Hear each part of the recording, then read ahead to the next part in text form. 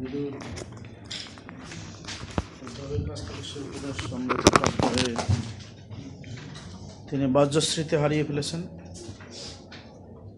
এটি একটি শুদ্ধ ভক্তের বিশেষ বৈশিষ্ট্য বা লক্ষ্য,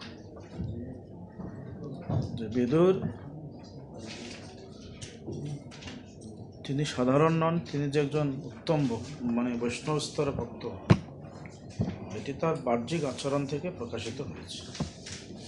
এটি লাস্ট শ্লোকেই প্রমাণ করে যে হরিকথা শ্রবণ বা ভগবানের মহিমা শ্রবণ করে যার এরকম আশ্বাসিক ভাব বিকারগ্রস্ত রয়েছে, এটি আরেকটি শিক্ষা বা নীতি। ছাত্র কমে গেছে কেন? মাতাজি বেশি মিশে। আচ্ছা, নাম লিস্ট করো, নামটা আইডেন্টিফাই করে রেডি করে কোন লোক কেন কমে, কি কারণ সেটা একটা নোট করো। ঠিক আছে, ঠিক আছে। আসলে এই রিপোর্টগুলো তো আমাকে দেওয়া, আমাকে বলো কী কারণ, কি ঠিক আছে। ফিজিক্যালি কথা বলে কি প্রবলেম কেন, পরে আবার 5টা ক্লাস শেষ হওয়ার পর আসবে, এগুলো ঠিক নেই।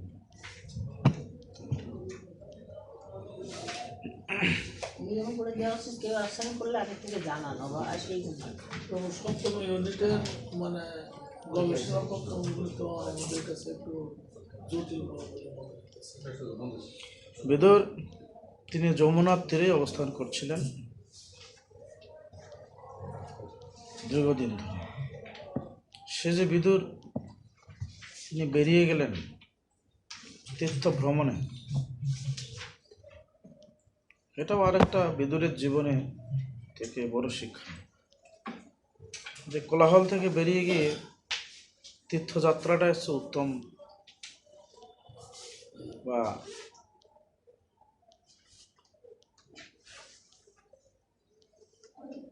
উত্তম পন্থা। উভয়ের এই দ্বন্দ্ব পাণ্ডব আর কাদের মধ্যে? কৌরবদের মধ্যে। তাই তিনি কোনো পক্ষ অবলম্বন করতে চান না। এখন তিনি থাকলে হয় ধৃতরাষ্ট্রের ভাতৃস্নেহে কৌরব পক্ষে থাকতে হতো, কিন্তু কৌরব পক্ষে যে তিনি যাবেন, পাণ্ডুর পুত্রদের কি হয়ে তিনি দেখবেন? পাণ্ডু নাই, বিদুর তো নীতিবান, সেখানে তো আরো বেশি তার দায়িত্ব। যারা শিশু থেকেই পিতৃহারা, অসহায়, তাদের 2 ব্যক্তি লালন পালন করে মানুষ করেছে, এক বিদুর, ভীষ্মদেব। পিতার মতো, পিতার অভাব পূরণ করেছে। তো সেই ব্যক্তি যারা পাণ্ডব, তারা হচ্ছেন দেবতুল্য দৈব জীব। সাধারণ তো যেভাবে আসে ঠিক আছে, কিন্তু পাণ্ডবদের ব্যাপারটা কিন্তু ভিন্ন। এরা হচ্ছে দৈব, আমরা কিন্তু জনি সম্ভব, তাদের ব্যাপারটা কিন্তু ভিন্ন। এরা দৈব, এরা বিদুরও জানে, ভীষ্মদেবও জানে, দৈব। যেমন দ্রৌপদী দৈব, বিষ্ণুদংশীয় দৈব, এরা সাধারণ ব্যক্তি। তো দৈব অর্থাৎ মানে এটা জন্মসূত্রে এরা ধার্মিক, অধার্মিক নয়। তাই বিদুর নীতি সবসময় ধার্মিক পক্ষ অবলম্বন করে। নৈতিকতা স্খলন হয়েছে এরকম ব্যক্তির পক্ষ নেয় না। নৈতিকতা স্খলন তো কৌরবদের হলো, কিন্তু পাণ্ডবদের ক্ষেত্রে তো নৈতিকতা স্খলন হয়নি, তাতে নীতিবান ছিল। তো বিদুরের খুব একটা সুন্দর নীতি, এবং তিনি যে মহৎ বা মহাভাগবত, শুরু থেকে তার পরিচয় পাওয়া গেছে। তিনি এই সমস্ত কোলাহল থেকে মুক্ত হয়ে তিনি মনে করেন সিধাম বৃন্দাবন যাওয়াটাই হচ্ছে উত্তম পন্থা। তাই তিনি, যদিও দুর্যোধন অকথ্য ভাষায় তাকে ভৎসনা করেছে। দাসীর পুত্র, লজ্জা করে না? দাসীর পুত্র আবার এত অধিকার কেন? একজন দাসীর পুত্র দাসীর মতোই আচরণ থাকা উচিত। বাহ্যিক এখানে দুটো বিষয়, বিদুরের বাহ্যিক ভাব এখানে দেখতে পাচ্ছি, আর ওই সময়ের ক্ষেত্রে বাহ্যিক ভাব, দুটাকে দেখে একজন জাগতিক লোকের মতো মনে হতে পারে যে বিদুর সে ধৃতরাষ্ট্রপুত্র দুর্যোধনের সামান্য একটু কটুবাক্যে দাসীর পুত্র শব্দটি শুনে তিনি কথার দ্বারা প্রভাবিত হলেন। এটা তো জাগতিক মেন্টালিটি। কে আমাকে গালি দিল, কে আমার প্রশংসা করলো, এগুলো তো জাগতিক বৃত্তি। আমার প্রশংসা করলে লোকটা খুব ভালো, আমার গালি দিলে লোকটা খারাপ, এগুলো জড় স্তরের ভাবনা। কিন্তু ওই স্তর কেউ যখন অতিক্রম করে, তার গালি দিল আর ভৎসনা করলো, দুটার মধ্যে কোনো পার্থক্য থাকে না। এটাকে কি একটা স্তর যেন বলে, ভক্তিবিনোদ ঠাকুর বলছে ওই স্তরটা। সুখদেব গোস্বামী যখন সে হস্তিনাপুরে যাচ্ছিলেন, কেউ গালি দিচ্ছিলেন, কেউ ঢেল মারছিলেন, কেউ চেতু দিচ্ছিলেন, সুখদেব গোস্বামী হাতির মতো আর কি। হাতির পিছন ঢেল মারলো যেমন যায় আসে না। নিদ্রা দেবী কি রাত জেগে জেগে খিচুড়ি রান্না হয়েছে আপনাদের জন্য, আর পায়েস, আমের চাটনি, এত এত লোভ কেন? দান সেইটাই যথেষ্ট, পায়েস আছে। তো বিদুর তিনি কি বললাম যেন, হাত। তো দুইটা আচরণ থেকে এটা যদি কম্পেয়ার করি, আজকের এই অধ্যায়ের, গত অধ্যায়ের লাস্ট শ্লোকটি শব্দ তার চারিত্রিক যে প্রকাশ করছে, শুনে তিনি বিহ্বল হয়ে গেছেন। আর দুর্যোধনের কথা শুনে তিনি রিয়েক্ট, আমার দাসের পুত্র বললো, আমি থাকবোই না এখানে।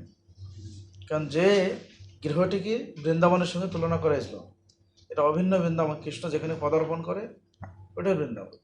তিনি বৃন্দাবনেই ছিলেন, গৃহটাও একটা বৃন্দাবন, যে গৃহে কৃষ্ণ পদার্পণ আবির্ভূত হয়েছে। কৃষ্ণ যেখানে যা আবির্ভূত হওয়া বা পদার্পণ করা, ওই স্থানটা সাধারণ স্থান নয়। কারণ কৃষ্ণ স্পর্শ মাত্রই, বরাহদেব ধরিত্রী দেবীকে স্পর্শ করা মাত্রই ধরিত্রী দেবী পবিত্র হয়ে গেলেন, পত্নী। স্পর্শ, মহাপ্রভু জগতে আবির্ভূত স্পর্শ করা মাত্র জগতে সমস্ত জীব উতরে গেছে। আর ভগবান স্পষ্ট করেছেন ধরিত্রী, আবার তিনি পদার্পণ করেছেন তার গৃহে। তো সেই গৃহটিকে বৃন্দাবনের সঙ্গে তুলনা করলেন। আবার বিদুর তিনি সে কথা দ্বারা প্রভাবিত হয়ে আবার তিনি বৃন্দাবনে আসবেন, কথাটা দুই হয়ে গেল না, তাই না? কিন্তু আসলে বিদুরের স্থিতি ঠিক আছে, কারণ দুর্যোধন বলতেই পারেন তার দিদিমাকে দাসী, দাসের পুত্র। কারণ দুর্যোধনের সম্পর্ক কি লাগে? হ্যাঁ, ঠাকুমা না, ঠাকুমা লাগতেছে, দিদিমা লাগতেছে। দিদিমাকে নাতি বলতেই পারে, দিদিমাকে দাসী বলতেই পারে, হ্যাঁ, যেভাবে বলুক, মজা করে বলুক, রাগ করে বলুক। কিন্তু বিদুরের ক্ষেত্রে এই যে আচরণটা বাহ্যিকভাবে আমরা দেখি, বিদুরের একটা বাহ্যিক ভাব, কখনো কখনো একজন মহৎ ব্যক্তিকে বাহ্যিকভাবে তাকে জাগতিকও মনে হতে পারে, আর কখনো বাহ্যিক লক্ষণ দেখে তাকে সর্বোন্নত স্তরের ব্যক্তিও মনে হতে পারে। যেমনটি উদাহরণ দেওয়া যেতে পারে আমাদের কিশোরগঞ্জে আমাদের বংশীধর বাবাজি আশ্রম। বংশীধর বাবাজি আশ্রমে যখন কেউ যেত, আপনি তো গেছেন, যখন উনি ছিলেন তখন যদি কেউ যেত, তাকে অকট্ট ভাষায় গালি দিত, এমনি গেল বীর বীর বীর বীর করে। তারপরে পারলে শোনা লাঠি টাঠি থাকলে লাঠিতে যেটা মারত, হ্যাঁ সেটা ওইদিকে ওনার কাছে গেলে। হ্যাঁ, আবার গৌর নিতাই মাথার উপরে থাকতো, গৌর নিতাইকে সেই টুকি, ওটা কি বলে, চোপড়া থেকে নিচে নেমে বলতেন যে যা স্নান করে আয়। তো বিগ্রহ নেমে নেমে নিজে থেকে নেমে বাচ্চা যেভাবে ওই তার বিছানা থেকে নামে না, খাট থেকে নামে না, পা দুটি হয়ে বিগ্রহ এরকম ভাবে আচ্ছা, হ্যাঁ আরে বাবা, এভাবে নেমে আবার নদীতে স্নান করতে গরু ঘূর্ণি দেয়, আবার সেই ঝুড়িতে আসতে সেই ঝুড়ি মাথায় করে বহন করতেন, যেখানে যেতেন এই ঝুড়িটা তার সাথে থাকে। বাইরে দেখে দেখা যায় যে উনি হুকা খাচ্ছে, দাড়ি মস, নাক গলায় তুলসী মালা আছে, নাক তিলক আছে, একটা পাবো। তো বাহ্যিক ভাব দেখে একজন মহাত্মাকে অবগত হওয়া যায় না। আবার বাহ্যিক ভাব দ্বারাও তার বহির প্রকাশ ঘটে, যেমনটি এখানে আমরা দেখতে পাচ্ছি বিদুরের ক্ষেত্রটি। তিনি ভগবানের মহিমা, এটা ভগবান চলে গেছেন তার এই কথা শুনে তিনি সেই অতিথি প্রেমে আপ্লুত হয়েছেন, বিহ্বল হয়ে উচ্চস্বরে রোদন করছিলেন। তাই ভগবান তিনি ছেড়ে চলে গেছেন, এই যে বিরহ, সেই বিরহটি অপনোদনের জন্য তিনি সেই মৈত্র ঋষির কাছে পদার্পণ করবেন গঙ্গায়। গঙ্গাটি কোথায় তাহলে? গঙ্গাটা কোন জায়গায়? প্রশ্ন। হরিদ্বার, যমুনাত্রী, আর একটা হচ্ছে গঙ্গোত্রী।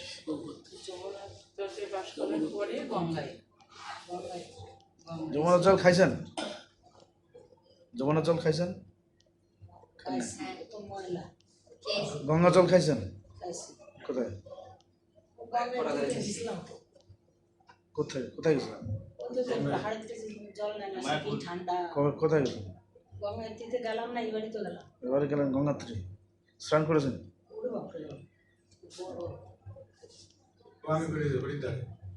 হরিদ্বারে? হরিদ্বার থেকে আস্তে আস্তে অনেক কিছু মিক্সার হয়ে যায়। গঙ্গাত্রী, গঙ্গা আমাদের ওই পিলারটায়, মানে পিলার ওখানে গঙ্গা, এখানে দাঁড়িয়ে থাকাটাও খুব difficult। মানে হাতগুলো ভিতরে ঢুকবে, যেমন জগন্নাথ হয় না ভিতরে ভিতরে আস্তে আস্তে নেয়, ওটা অটোমেটিক যে যাবে ওখানে গেলে তো, আর স্নান করলে তো অবস্থা। তারপরে কম্পিটিশন করে আমরা স্নান করি, তাহলে কৃষ্ণপ্রভু আর আমি, ওনার ইচ্ছা আসছি যেহেতু কষ্ট করে স্নানটা করি, তা আমার সাহস পেলাম, ঠিক আছে। এই জন্যে প্রথমে স্নান করেছি আমরা যমুনাত্রীতে গিয়ে। সেই যমুনাত্রী উঠতে গিয়ে সেটা তো প্রায় 14 কিলোমিটার 15 কিলোমিটার পুরো খারাপ, আরও বেশি আরও বেশি উপরে। ওখানে উঠে দেখলাম যে তপ্ত কুণ্ড আছে, জল আর গরম জল বেরোচ্ছে, অটো তপ্ত কুণ্ড। এখন ভাবছিলাম যে ওই গঙ্গাত্রীতে গেলাম, গঙ্গাত্রীতে দেখি সেই যমুনার জল হু করে আসতেছে, ওখান থেকে নামতেছে পার থেকে। তো যমুনাত্রীতে আমরা একটু কি বলে জল মাথায় নেব, জলটাতে ধরব, এই সাহসটা নাই, কারোই নাই। ওইটা কোনো পাবলিক ওইদিকে নাই, সব পাবলিক হচ্ছে মন্দিরে আর ওই যে তপ্তকুণ্ডে দাঁড়ে ঠান্ডার জন্য। আপনি তো যমুনাত্রীর ধারে যেতে পারবেন না, যদি 5 মিনিট বসেন তার অবস্থা খারাপ হবে, বড় হয়ে যাবে, দুর্গ জল নামতেছে, জলে হাত দেওয়া তো পরের কথা। তো ব্রাহ্মণকে নিয়ে আমরা পূজা শুরু করলাম, মানে 3 থেকে 4 মিনিট ছিলাম, তাতে অবস্থা আমাদের খুবই খারাপ। তারপরে আমি দেখলাম যে উনি, তার কৃষ্ণবাবু বলছে আমি একটু স্নান করতে চাই, বলছি করেন। স্নান তো নামা তো যাবে না, একটু মগ টক নিয়ে স্নান করবো। নানামে উনি মগ টক নিয়ে মানে একটু স্নান, মাথায় জলটা দিয়ে পাগলে ছুটে আসছে। তাই আমি বলছি আমার পক্ষে, আমার তো ইচ্ছা ছিল স্নান করবো, কিন্তু আমি পারলাম না। পরে তপ্তকুণ্ডতে আমি ডুব দিলাম, গরম জল। তপ্তকুণ্ডতে নামা যাচ্ছে না, এত জল গরম। প্রায় 10 বারের মতো পা দিছি, পা দিয়ে নামে আবার উঠে এসে আবার অনেকগুলো লোক ওখানে স্নান করতে ভিতরে। আমি চিন্তা করি ওরা কি করে আছে, ওরা সিদ্ধ হয়ে যাওয়া বয়ন হচ্ছে না তো। 1 বার 2 বার 3 বার উঠে আসি, তো এক ভক্ত বলছে প্রভু একবারে লাভ দেন, সব ঠিক আছে। তো ঠিক আছে, ওরা যেহেতু এক লাভ দিলাম, পরে এত গরম, আস্তে আস্তে আস্তে ওই গরমটা আবার শরীরে অ্যাবজর্ব করলো। তো মনে মনে চিন্তা করলাম তার কৃষ্ণ প্রভু যে যমুনাতে স্নান করতে পারে, গাটা আমার খুব গরম আছে, এই মুহূর্তে যাই, এটা এই সুযোগটা কেন আসছি, আর জীবনে হয় কি না। পাশাপাশি এখান থেকে মানে যে ওই গেট, আমাদের বিল্ডিং এর গেট পর্যন্ত আরো দূর আছে, ওটা পার দিয়ে যেতে হয় তো। আর মন্দিরটা তো ওখানেই, যমুনাত্রী মন্দির, পাহাড় কেটে। হ্যাঁ, আর যমুনাত্রী মন্দিরের পাশেই গরম জল ওখানে বেরোচ্ছে, কুণ্ড কুণ্ড করেছে। হ্যাঁ, হরিদ্বার থেকে আলাদা, এটা ওইটা আলাদা জায়গা, ওটা আরো পাহাড়ের উপরে প্রায় 14-15 কিলোমিটার উঠতে হয়, ওটা আলাদা লাইন, ওখান থেকে শুরু হয়। আর কেউ যে যেতে চায় তাহলে যমুনাত্রীতে শুরু করতে পারে, আর নতুবা বদ্রী থেকে শুরু করতে পারে, একটাই রাস্তায় ভাগ হয়ে যায় আর কি। তারপর কেটে কেটে আসতে হয় ট্রেকিং করে। হ্যাঁ, ওটা কি অন্ধ্রপ্রদেশ না? এটা অন্ধ্রপ্রদেশ না, ঋষিকেশ। তারপরে স্নান করে আবার তারপরে গঙ্গাত্রীতে নামলাম প্রবর্তন। সেই গঙ্গাত্রীতে আবার জাস্ট ঠান্ডা, জলের স্রোত, হু করে জল আসতেছে। দুটা জায়গায় স্নান করা খুব সৌভাগ্যের এবং খুবই তপস্যার। তবে গঙ্গাত্রীতে ডাইরেক্ট গাড়ি যায় তো, ওখানে সমস্যা নেই, হাঁটতে বেশি একটা হয়, উঠতে হয় না, বরাবর গাড়ি পর্যন্ত যায়, ওখানে যাওয়া যায়। কমপক্ষে কারোর পক্ষে সমর্থ হলে ঋষিকেশ যাবে, ঋষিকেশ থেকে গাড়ি কমপক্ষে গঙ্গাতে, ওখানে তাই গঙ্গাতে স্নান করতে গেলে সকালে না করে সূর্য উদয় হলে একটু গরম থাকে, তখন স্নান করেন। আর ওই জায়গায় গেলে আপনার এত ভালো লাগবে, গঙ্গা টেম্পল, আর এত পাবলিক, গঙ্গা ধারে বসার জন্য জায়গা আছে, গঙ্গা হু করে সব জল আসতেছে, শব্দ, আপনার অন্য কোনো জল খেতে হবে না ওখানে, গঙ্গার জল খুব ঠান্ডা। হ্যাঁ, ফ্রেশ জল তো, ওটা দরকার নাই, এই ফ্রেশ মানে চকচক।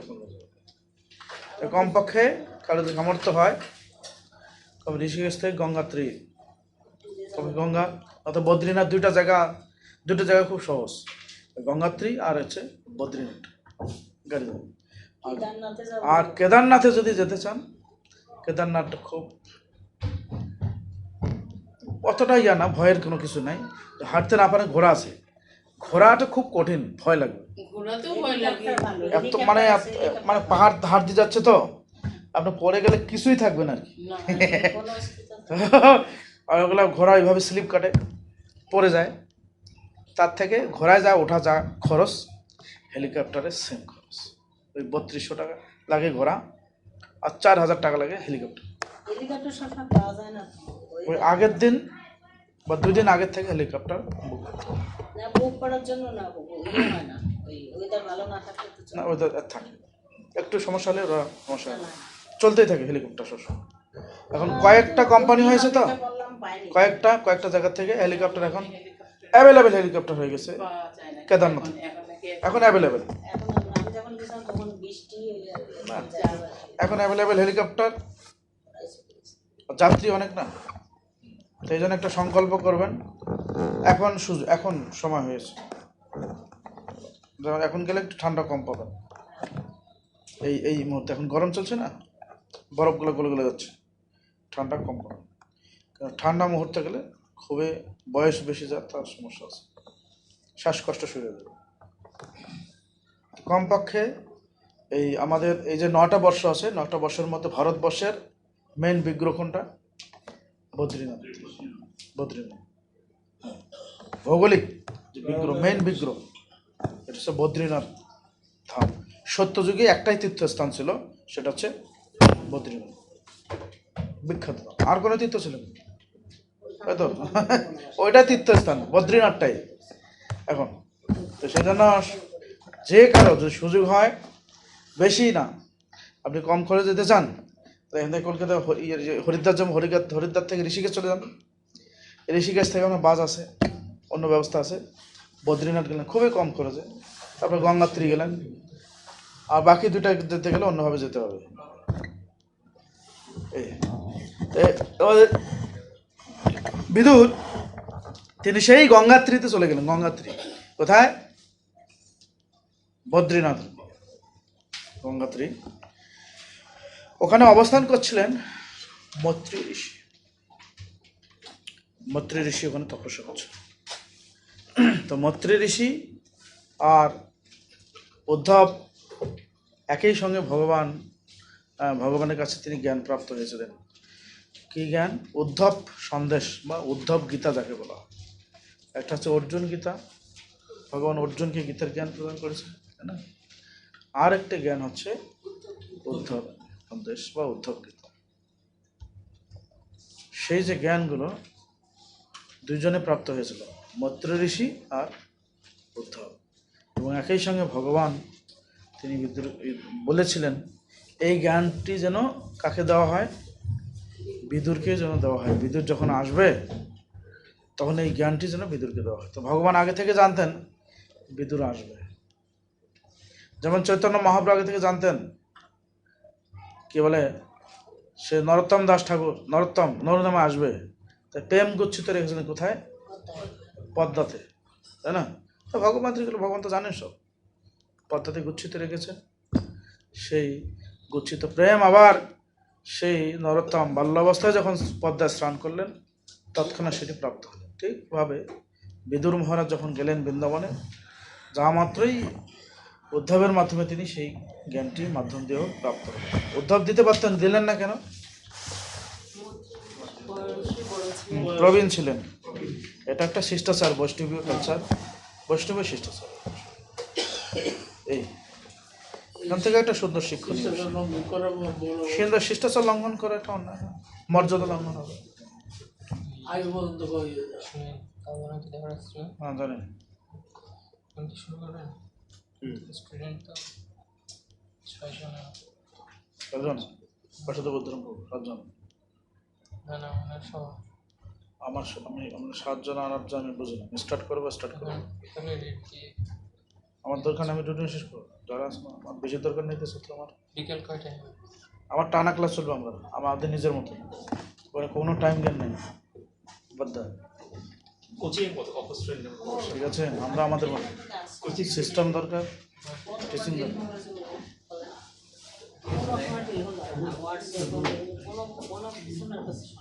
টিটিসি কমপ্লিট, টিটিসি করো। ক্লাস শেষে দেখ। নাই ব্যস্ত ব্যস্ত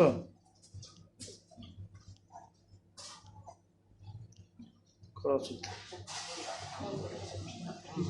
রাধারমন, ডিসেবল ক্লাস কি আছে?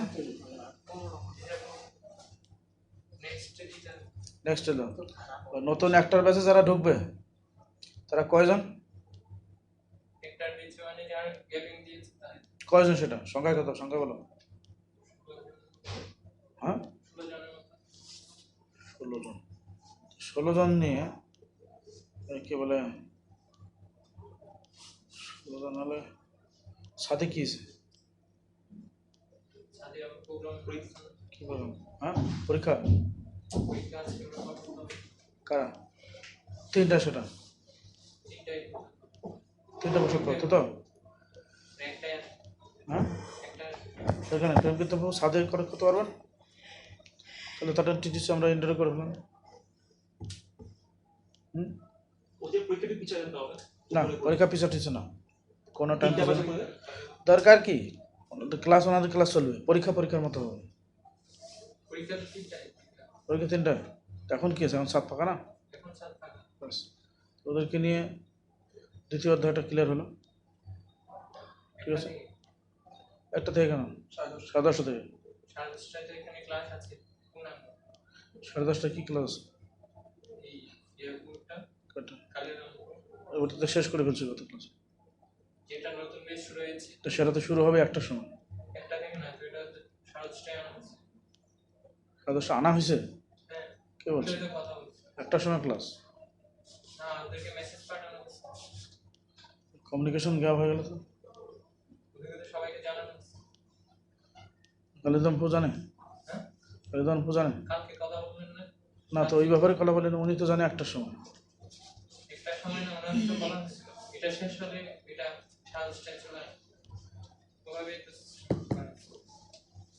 গড়বড় হয়ে গেল। ঠিক আছে, আমরা সবাই সাজটাই আসবে এখন একটা ফোন দিতে কালীদান জানে কিনা সেটা শোনো।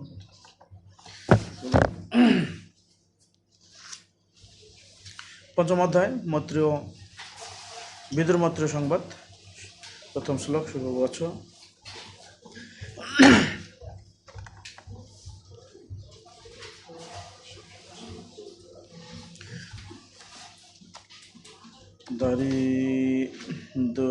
দারি সভা কুরানম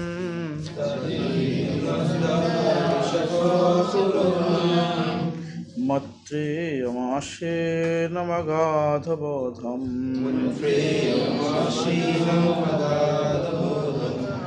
কর্তাপসৃষ্টস্যুতভাবসিদ্ধः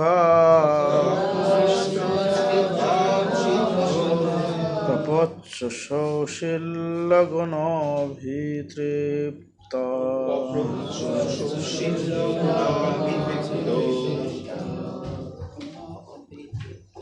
অনুবাদ।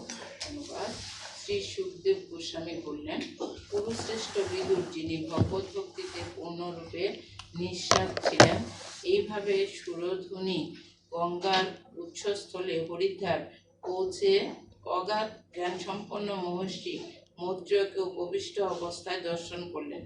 সৌম্যতায় পরিপূর্ণ এবং দিব্য গুণাবলীর প্রভাবে পরিতুষ্ট বিদুর তখন তাকে জিজ্ঞাসা করলেন,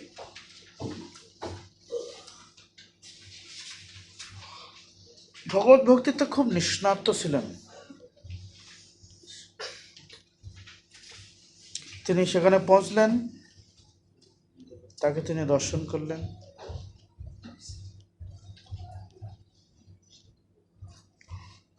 এবং বিদুর একজন বৈষ্ণবের কাছে যাওয়ার কি মাহাত্ম্য, সেটা তিনি তার আচরণ থেকে প্রকাশ করলেন। শ্রীমদ্ ভগবদ্গীতা এই প্রসঙ্গটি, এই শ্লোকটির বিস্তার সূত্রটা আমরা গীতাতে পাই। তদ্বিদ্যে প্রণিপাতেন পরিপ্রশ্নেন সেবায়া উপদেশান্তিতে জ্ঞান। উপযুক্ত ব্যক্তির কাছে সে তার সময় নষ্টের জন্য যাওয়া উচিত না, কিন্তু সে যাওয়ার একটা সদ্ব্যবহার করা উচিত। ঠিক সেম বিদুর গিয়েছিলেন কার কাছে? মৈত্রী ঋষির কাছে। সময় নষ্টের জন্য, কোনো আজেবাজে গল্প করার জন্য? তার যা প্রয়োজন পয়েন্ট, এই উদ্দেশ্যে। ইহাকে বলা হচ্ছে সাধুসঙ্গ। সাধুসঙ্গের অর্থটা আমরা বিদুর এবং মৈত্রীর সংবাদ থেকে অনুভব করতে পারি যে সাধুসঙ্গ মানেটা কি। সাধুসঙ্গ মানে যে এখন কে কি করলো না করলো, সাধুসঙ্গ মানে যে আলাদা কোন রাজনৈতিক আলোচনা, ব্যাপারটা কিন্তু এমন নয়। সাধুসঙ্গটা এখানে বিদুরের দৃষ্টান্ত থেকে আমরা অনুভব করতে পারি। সেই বিদুর তিনি তাকে জিজ্ঞাসা করলেন, কি জিজ্ঞাসা করলেন সেই প্রসঙ্গগুলো পরে আসছে। এটা প্রভুপাদ তাৎপর্যের অনেকগুলো কোনো মহিমা তুলে ধরেছেন। অচ্যুত ভগবানের প্রতি অনন্য ভক্তির প্রভাবে বিদুর ইতিমধ্যেই সিদ্ধ প্রাপ্ত অবস্থা হয়েছিলেন। সিদ্ধ অবস্থা হয়েছিল মানে কত শ্লোক আমরা বুঝতে পেয়েছি, তার মধ্যে অষ্টসাত্ত্বিক ভাব প্রকাশিত হয়েছে। ভগবান জীব কোনো মতে এক, কিন্তু পরিমাণগতভাবে ভগবান যে কোনো জীব থেকে অনেক অনেক গুণে মহত্তর, কিন্তু চিরকাল অচ্যুত, কিন্তু যে বায়ের প্রভাব অধিভূত হওয়ার প্রবণতা সম্পন্ন। বিদুর অচ্যুত ভাব প্রাপ্ত হওয়ার প্রভাবে অথবা যথাযথভাবে ভগবত ভক্তি মগ্ন হওয়ার ফলে ইতিমধ্যে সাধারণ বদ্ধজীবের পতন্মুখ প্রবৃত্তির অতিক্রম করেছে। এই হচ্ছে বিদুরের অবস্থা। বিদুরের আর এইরকম কোনো এমন নয় যে আবার তিনি পিছিয়ে গিয়ে সেই কুরুক্ষেত্রের সেই কোলাহলে তিনি যুক্ত হবেন, ওই স্তরকে অতিক্রম করেছে। সকলে একটা স্তর থাকে ভক্তি করতে করতে করতে করতে। প্রাথমিক অবস্থা একটু ঘন তরল, কখনো ভালো লাগে, কোনো ভালো লাগবে না। আজকে মঙ্গলারতি করতে ভালো লাগছে, করলাম, কালকে এই ভালোটি নাও লাগতে পারে। তো ভালো লাগা না লাগার স্তরটাকে বলা হচ্ছে ঘনতরলতা, ভক্তিবিনোদ ঠাকুরের ভাষা। বিশ্বনাথ ঠাকুরের ভাষা এটা। ঘনতরলতা মানে কি, কখনো ঘন আবার কখনো তরল। ভক্তিটা কখনো ঘন আবার কখনো তরল হয়ে গেল। তরল হয়ে গেল মানে স্বাভাবিক হয়ে গেল, না এই ভজন সাধনের মধ্যে অতটা রুচি নেই, শ্রবণে অতটা রুচি নেই, তরল। আর ঘন হয়ে গেলে মানে তীব্র, যেমনটি বিদুরের প্রেক্ষাপটে যে বিদুর শোনা মাত্রই এটা একটা রিফ্লেকশন করে। এই রিফ্লেকশনটা কীভাবে হয়, যেমন দেখবেন সূর্যের আলো সব জায়গায় পড়ে, কিন্তু সব জায়গাতেই কিন্তু সূর্যের আলোটা রিফ্লেকশন হয় না।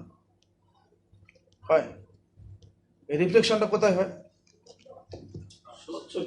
এটা স্বচ্ছ কোনো কিছুর মধ্যে পড়লে ওইটা তখন একটু রিফ্লেক্ট করে, রিফ্লেকশন করে। ঠিক সেম যারা সাধারণ ভক্ত তারা মন্দিরে কৃষ্ণ ভাবনামৃত এখানে আসছে, করছে, অনুশীলন করছে, তৎক্ষণাৎ একটু রিফ্লেকশন হচ্ছে হচ্ছে না। তাই কৃষ্ণ ভাবনামৃত যে রিফ্লেকশন হচ্ছে আমরা কি করে বুঝবো সেটা? বিদুরের মধ্যে রিফ্লেকশনটা আমরা বুঝলাম, তার মধ্যে বহিঃপ্রকাশ ঘটেছে। ঘন ঘন মন্দিরে আসা বৈষ্ণবদের সঙ্গ করা, কি করে আমরা বুঝবো রিফ্লেকশন হচ্ছে? তো এটাই তো, যদি আমি বাড়ি বাড়ি ভালো না লাগলে তো আমি সে জায়গায় আসবো না। যেমন আর মন্দিরে আসবো, মন্দির ভগবানের দর্শন করতে ভালো লাগে, বৈষ্ণবদের কথা শুনতে ভালো লাগে, কীর্তন করতে ভালো লাগে। আর আর আর কারণ রিফ্লেকশন হচ্ছে বুঝবো কি করে? মঙ্গলা ত্রিবেলের কথা ভালো লাগে, কিন্তু কষ্টের মধ্যে, শীতের মধ্যে, ঠান্ডা। আর জ্বলন্ত প্রমাণ সেবা পূজা করতে ভালো লাগে, মানুষের কাছে প্রচার করছে, বলছে, পূজা করতে ভালো লাগে। এটা একটা ভালো reflection। রিফ্লেকশন। এটা তার খুব ভালো লাগছে, এটা ছাড়া অন্য, এটা ভালো লাগছে মানে অন্যটা ভালো লাগছে না, তার প্রচার করতে ভালো লাগছে, কে কি হলো না হলো, তাই তো? রিফ্লেকশন। আজকের রিফ্লেকশনটা হচ্ছে খিচুড়ি। এই রিফ্লেকশন না হলে খিচুড়ি আসতো? সেম সেম এইরকম ব্যাপারগুলো, যেটাই ভালো লাগছে। এমন ঠিক বহির্প্রকাশটা একভাবেও ঘটবে এমনটি নয়, কিন্তু এই বহির্প্রকাশটা ভিন্ন ভিন্নভাবে প্রকাশিত হতে পারে। বিদুরের একভাবে প্রকাশিত হয়েছে, তিনি বিহুবাল হয়ে গেছেন, কিন্তু একইভাবে শিলা প্রভুপাদ কিন্তু এখন বিহুবাল হয় নাই। প্রভুপাদ তার কার্যের মাধ্যমে দেখিয়েছেন মগ্ন, এটা একটা স্তর। তো এটা একভাবে হবে। তাই 2 নম্বর শ্লোক বিদুর অনুবাদ বললাম। বিদুর বললেন, হে মহর্ষি, এই জগতে সকলেরই জড় সুখ ভোগের জন্য সকাম কর্মে লিপ্ত হয়, কিন্তু তার ফলে তাদের জড় সুখও লাভ হয় না, অথবা দুঃখেরও নিমিত্ত হয় না। পক্ষান্তরে তাদের অধিক থেকে অধিক দুঃখই লাভ হয়। তাই আপনি দয়া করে আমাদের বলুন, প্রকৃত সুখ লাভের জন্য কিভাবে আমাদের জীবনযাপন করা উচিত? বিদুর বলছেন, প্রবৃত্তি এবং নিবৃত্তি,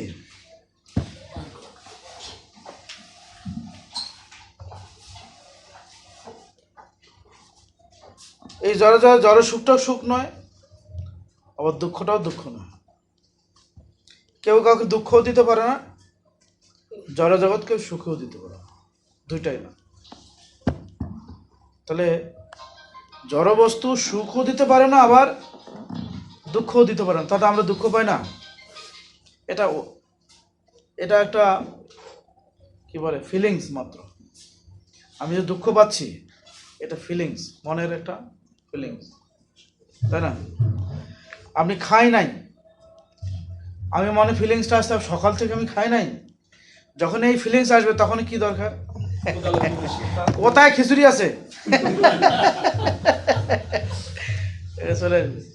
আবার যদি এই ফিলিংসটা না থাকে কিন্তু এই ক্ষুধাটাও আসবে না। আসবে আসবে দেখবেন, যখন আমরা এই উপবাসের দিন কেউ যখন সেবা করে, ক্ষুধার ফিলিংসটা যে কোথায় চলে যায় নাই। আবার যার কোনো সেবা নাই, তার কিন্তু সে কষ্ট হয়ে যাচ্ছে, সময় কাটছে না। ঠিক এইভাবে দেখা যায় যে এই জড়জগতে প্রতিটা ব্যক্তি তার নিজের স্বভাব বা বৈশিষ্ট্যের কারণে হয় কখনো সুখ কখনো দুঃখ, কিন্তু আসলে না আমরা সুখ পাই না দুঃখ পাই। দুঃখ এটা ফিলিংস মাত্র। তো এটা ফিলিংস, এই সুখ এবং দুঃখের ফিলিংসটা তখনই আমরা অতিক্রম করতে পারি। বিদুরের প্রপোজাল যে আপনি বলুন প্রকৃতপক্ষে সুখের জন্য কিভাবে আমাদের জীবনযাপন করা উচিত। প্রকৃত সুখটা কি? কৃষ্ণ ভক্তি। তার জন্য আমাদের কীভাবে জীবনযাপন করা উচিত। এখানে প্রথমে তাৎপর্য প্রভুপাদ বলছেন তাকে প্রথমে মায়ার প্রভাবে আচ্ছন্ন প্রকৃত অবস্থা সম্বন্ধে অবগত হতে হবে। মায়ার প্রভাবে মানুষ মনে করে যে সকাম কর্মের মাধ্যমে সে সুখী হতে পারবে, কিন্তু প্রকৃতপক্ষে তার ফলে মানুষ কর্মের বন্ধনে অধিক থেকে অধিকতরভাবে জড়িয়ে পড়ে এবং জীবনে সেই সমস্যা কোনো সমাধান সে খুঁজেই পায় না। কেন খুঁজে পায় না? তার সমস্যাটা এতটা একটা গভীর সমুদ্রের রূপ নেয়। সমুদ্রে পড়লে যেমন মানুষ খুলে না, সেই কিনারা খুঁজে পায় না, ঠিক ব্যাপারটা এরকম।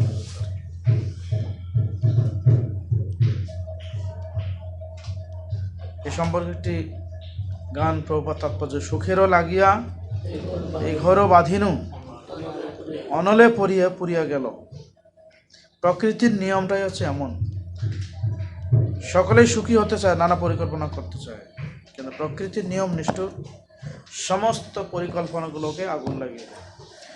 তছনছ, সারা জীবনে যে পরিকল্পনাগুলো থাকবে প্রকৃতি এক নিমেষের মধ্যে সবগুলোকে তছনছ করে দিতে পারে। সব শেষ, সব প্ল্যান পরিকল্পনা শেষ। আবার ওই পরিকল্পনাগুলো পরবর্তী জীবনে আবার শুরু হবে পরিকল্পনা, অথবা নিম্ন কোনো জনিতে গিয়ে ইঁদুর শরীরে যদি পরিকল্পনা বেশি থাকে তাহলে ইঁদুর হয়ে জন্ম নেয়, ইঁদুর হয়ে পরিকল্পনা করে, নানা প্রকার ঘর বানায় বাড়ি। ইঁদুরের নানা প্রকার সুড়ঙ্গ থাকে, কোন দিকে পালাবে আবার, কিন্তু সেখানেও সে সুখ পায় না। প্রবাদ উদাহরণ দিয়েছেন।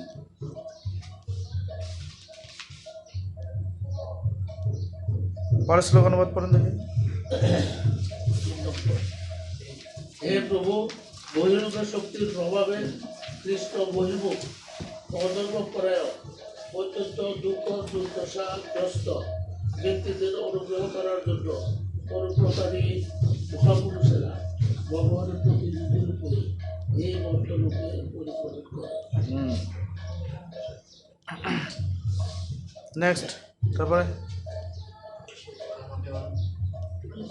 শ্লোক 4 অনুবাদ। অতএব হে সাধু শ্রেষ্ঠ, আপনি আমাদের এই অপ্রাকৃত ভগবত ভক্তির বিষয়ে উপদেশ দান করুন, যার ফলে সকলের হৃদয় বিরাজমান পরমেশ্বর ভগবান সম্পূর্ণরূপে আরাধিত হয়ে কৃপাপূর্বক অন্তরে অন্তঃস্থল থেকে এবং পুরাণের প্রামাণিক আত্মত্ব জ্ঞান যা তিনি কেবল তার শুদ্ধ ভক্তরই দান করেন, তার জন্য আমাদের কাছে প্রকাশ করেন। এগুলো তো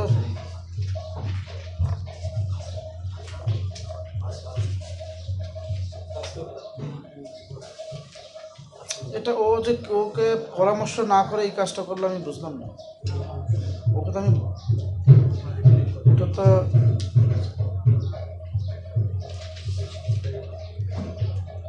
আচ্ছা, মেসেজটা আমি চেক করতেছি মেসেজটা, ওইটা একটা নিয়ে নেবো। ঠিক আছে, দেখতেছি কোন মেসেজ।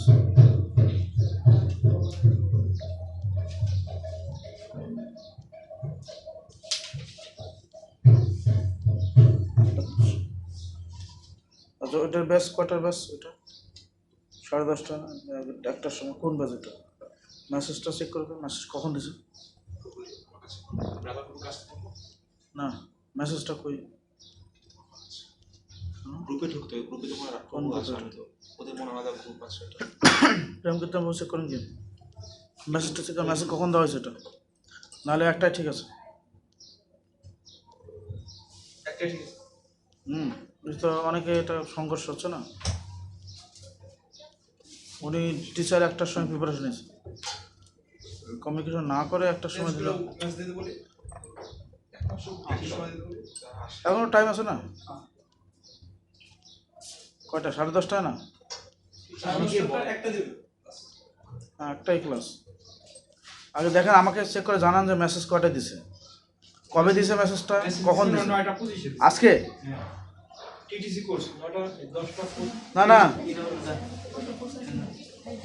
মাথা নষ্ট হয়ে যাচ্ছে। আজকে টিটিসি কোর্স হুম, যারা করেনি তাদের, যারা করেন আপনারা তো বলছেন, কোনটা করেছেন তো আপনারা? আপনারা কষ্ট করছেন, যারা করেনি তারা আমি যাচ্ছি। হুম, উনি এমনি শিক্ষক। 4 নম্বর শ্লোক পড়া আছে? অনুবাদ, আবার পড়ুন অনুবাদ। সাধুশ্রেষ্ঠ, আপনি আমাদের সেই অপ্রাকৃত ভগবত ভক্তির বিষয়ে উপদেশ দান করুন, যার ফলে সকলের হৃদয়ে বিরাজমান পরমেশ্বর ভগবান সম্পূর্ণরূপে আরাধিত হয়ে কৃপাপূর্বক অন্তরের অন্তঃস্থল থেকে বেদ এবং পুরাণের প্রামাণিক আত্মতত্ত্ব জ্ঞান যা তিনি কেবল তাঁর শুদ্ধ ভক্তদেরই দান করেন, তা যেন আমাদের কাছে প্রকাশ করেন। হুম, নেক্সট। অনুবাদ। হে মহর্ষি, সম্পূর্ণরূপে স্বতন্ত্র নিষ্ঠীর ত্রিভুজের ঈশ্বর এবং সমস্ত শক্তির নিয়ন্ত্রণ পরমেশ্বর ভগবান কিভাবে অবতরণ করে এই জগৎ সৃষ্টি করেন এবং তা পালনের জন্য সকলের জীবিকা নির্বাহ করেন, আপনি দয়া করে তা বর্ণনা করুন। অনেকগুলো কারণ বর্ণনা করছেন। গতকাল সন্ধ্যায় ইন্ডিভিজুয়ালি ফোন দিয়ে বলছে এবং গ্রুপে মেসেজ দিচ্ছে। কখন? সন্ধ্যায়। মেসেজটা কোথায়? যেটা আমি দেখতেছি, মেসেজটা কোথায়? ইন্ডিভিজুয়ালি কে ফোন দিল? ইন্ডিভিজুয়ালি ফোন না তো। কালী তোমার কথা বলছে 10:30 ক্লাস নেবেন না, বললো যে কথা হয়ে গেছে 10:30 ক্লাস নেবেন। আমি বলছি আমি তো শিওর দেবো না, আমি তো বলি নাই কোথায়, কোন কোন বেসটাতে মেসেজটা আছে। ফোন আসলে ফোনটা নিয়ে আসতে বুঝলো না।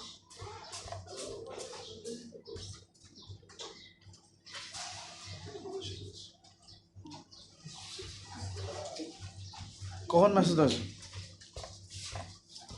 প্রথমে হোয়াটসঅ্যাপ গ্রুপে দিয়েছি, তারপর ইন্ডিভিজুয়ালি দিয়েছি। দেখি 10:30টার জন্য আমরা কেন উঠে পড়ে লাগতেছি? একটা আছে, একটা আছে।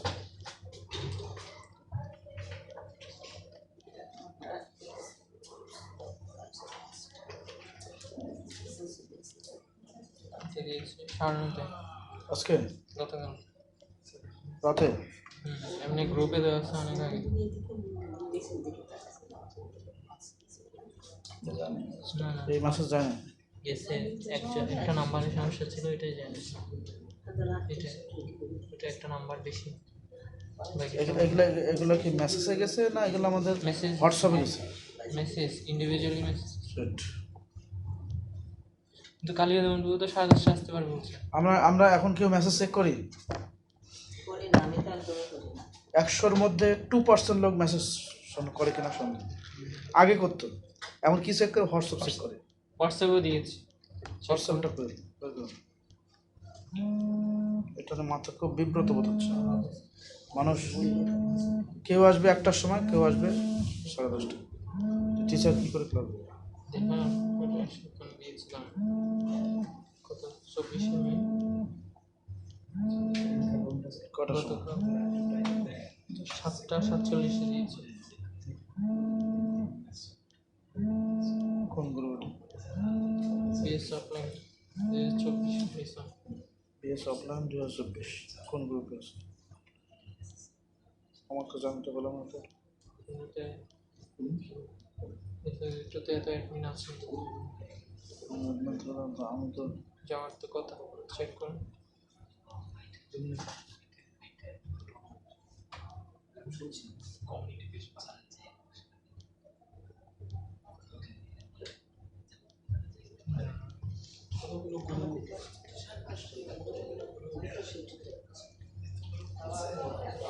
অনেকটা ছিল MI অফলাইন এর হচ্ছে বাংলাদেশ ওটা তো যাচ্ছে কিন্তু আমার এখানে তো শো করছে আপনার আমার এখানে তো শো করতে হবে, আমি তো শো করবো আমার ये सब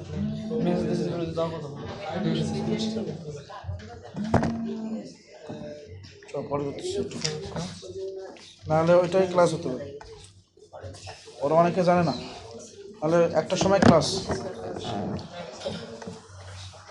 এই শোনো, কালিদমনপুর প্রিপারেশন একটা সময় উনি রাখছে, আমার মনে হয় চেঞ্জ করছি তো,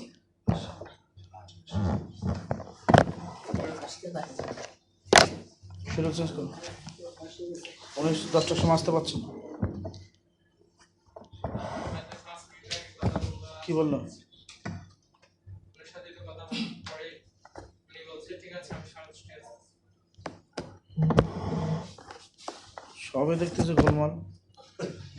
ওই যে 5 মিনিট আগে ওনাকে পরে বললাম যে একটু দাদা আপনার কে বলা হয়েছিল যে এটা 10:30টার বেস এই দুপুরে একটা বেসটা 10:30টায় চলে আসবে, জাস্ট 45 মিনিটের কারণে এই সময় আর ওদের কথা বলতে অনেক সমস্যা হয়, ওরা আগে থেকে ইয়ে করে গেছে। জাস্ট ওয়েট, এক মিনিট, ক্লিয়ার হয় না।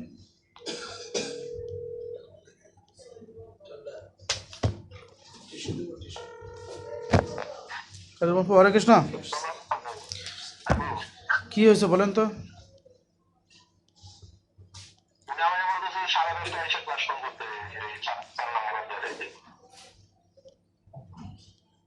তো 10:30 আসতেছেন?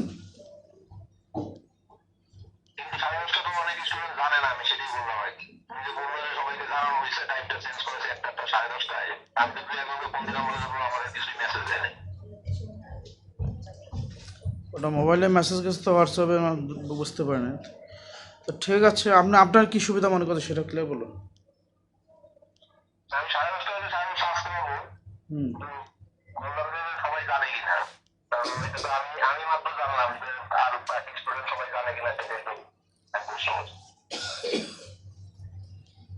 কতজন ছাত্র? কতজন ছাত্র? ছাত্র কতজন?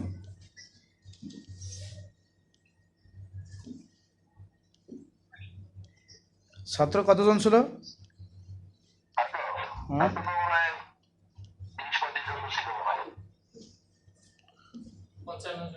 ফোন লাগা 10:30 ক্লাস, তাহলে ঠিক আছে। 10:30 যে বলে দিয়েছে, 10:30 মেসেজ গেছে, তো দুধলমান হবে আবার একটা পিছন নেই, তাহলে 10:30 করে ফোন দিচ্ছি। ওকে, ফোন লাগা সবাইকে। ইন্ডিভিজুয়াল আছে হোয়াটসঅ্যাপ আমার ইন্ডিভিজুয়াল করে তাহলে কিন্তু চেঞ্জ করবো, একটাই পাঠাবো। এখন আবার প্রত্যেক ফোন দিল কোথায় ফোন দিতে হবে? না আসলে তখন আবার একটা আসবে, একটা আসলে এই কথাগুলো কে শুনবে? তার থেকে ফোন লাগাতে 10:30 ক্লাস, সবাই 10:30 উপস্থিত, ঠিক আছে?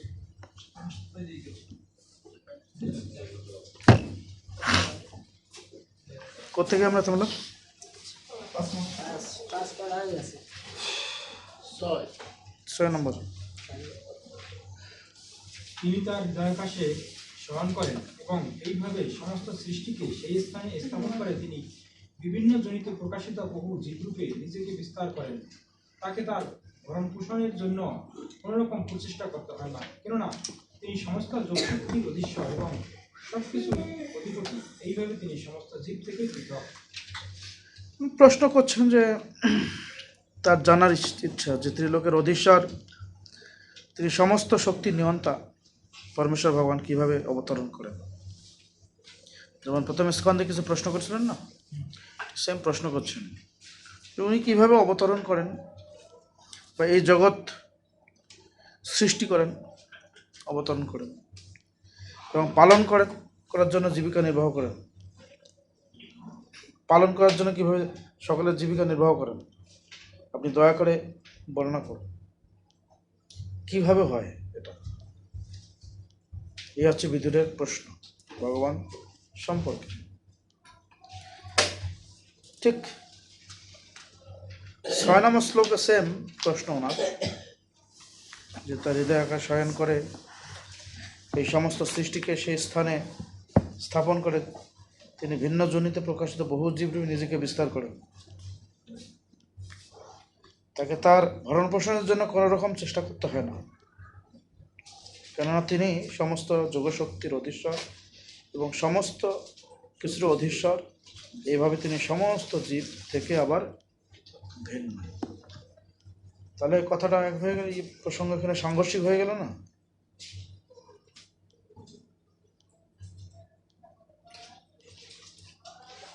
তিনি বিভিন্ন জনিতে প্রকাশিত বহু জীবরূপে নিজেকে প্রকাশ করেন।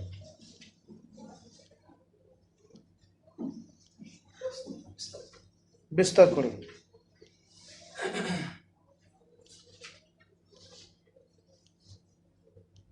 তাকে ভরণ পোষণের জন্য কোনো রকম চেষ্টা করতে হয় না, কেননা তিনি সমস্ত যোগশক্তির অধীশ্বর, সবকিছুরই অধিপতি। তিনি সবকিছুর অধিপতি হলো, এভাবে তিনি সমস্ত জীব থেকে আবার পৃথক। আবার পৃথকও না, আবার এক। তার থেকে আবার জীব পৃথকও না, আবার পৃথক শব্দটা ব্যবহার করছেন এখানে, যে